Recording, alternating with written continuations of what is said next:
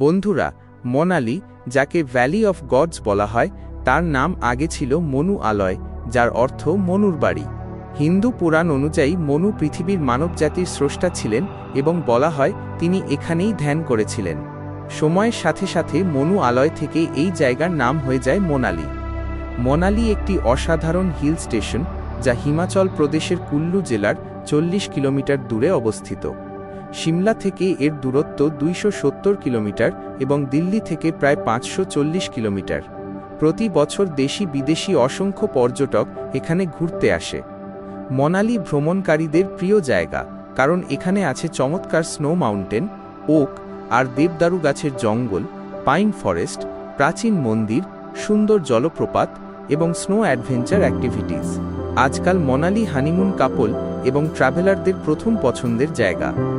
তো বন্ধুরা, যদি তোমরা মনালির ট্রিপ প্ল্যান করো, তাহলে এই ভিডিওতে আমি তোমাদের মনালির পুরো ট্যুর গাইড দেব, যা তোমাদের ভ্রমণে অনেক সাহায্য করবে। মনালি যাওয়ার উপায়।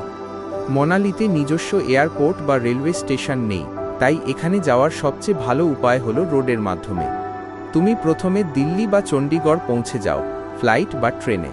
তারপর সেখান থেকে হিআরটিসি বা ভলভো বাস ধরে মনালি চলে যেতে পারো।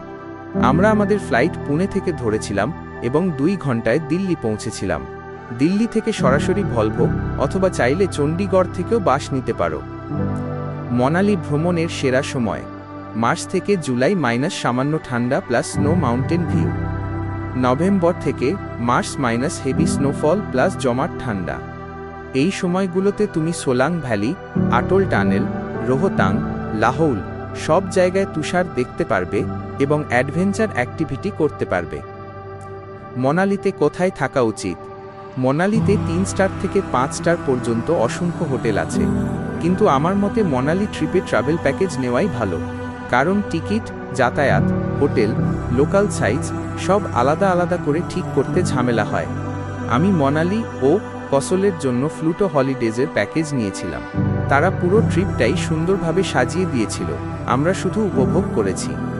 যদি তোমরা কাপল হও, তাহলে তাদের হানিমুন প্যাকেজ বেছে নাও, কারণ এতে bed decoration, candle light dinner, cake cutting সবই ইনক্লুড থাকে। মনালিতে বাইক রেন্ট। তুমি চাইলে রেন্টে বাইক নিয়ে মনালি ঘুরতে পারো। আমরা অ্যাক্সেস রেন্ট থেকে বাইক নিয়েছিলাম, ভাড়া ছিল 800 টাকা দিন। হিমালয়ান বাইকের ভাড়া 1000-2000 টাকা পর্যন্ত হতে পারে। টিপস: বাইক নেওয়ার সময় ভিডিও করে নাও, হেলমেট অবশ্যই নাও। কি পোশাক নেবে? November March thermal plus woollen cap plus jacket plus gloves. April July সাধারণ জ্যাকেট ও গ্লাভস হলেই হবে। স্নো অ্যাক্টিভিটির জন্য স্নো ড্রেস ভাড়া পাওয়া যায়। দিন 1 সোলাং ভ্যালি প্লাস অটল টানেল প্লাস শিশু। সোলাং ভ্যালি মনালি থেকে 13 কিলোমিটার। ডিসেম্বর থেকে এপ্রিল পর্যন্ত এখানে স্নো থাকে। Paragliding, skiing, zip line, ATV ride সবকিছুই করা যায়। তারপর অটল টানেল, যা বিশ্বের দীর্ঘতম হাইওয়ে টানেল, 9.02 কিমি। অটল টানেল পার হলেই শিশু ভ্যালি, এখানকার ভিউ এক কথায় জাদুকরী। দিন 2 হিডিম্বা মন্দির প্লাস যোগিনী জলপ্রপাত প্লাস বশিষ্ঠ মন্দির। হিডিম্বা দেবীর মন্দির দেবদারু জঙ্গলের ভেতর।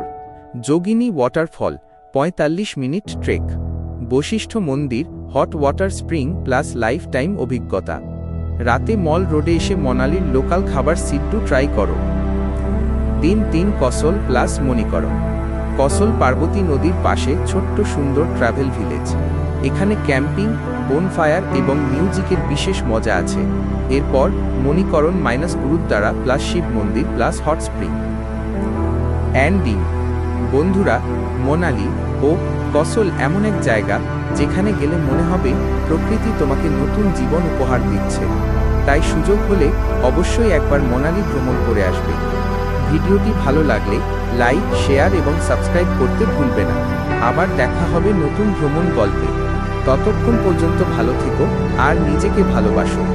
Bye bye. মনালি ভ্রমণ নিয়ে আপনার যদি আরও কোনো প্রশ্ন থাকে বা অন্য কোনো তথ্য জানতে চান, তাহলে আমাকে জিজ্ঞাসা করতে পারেন।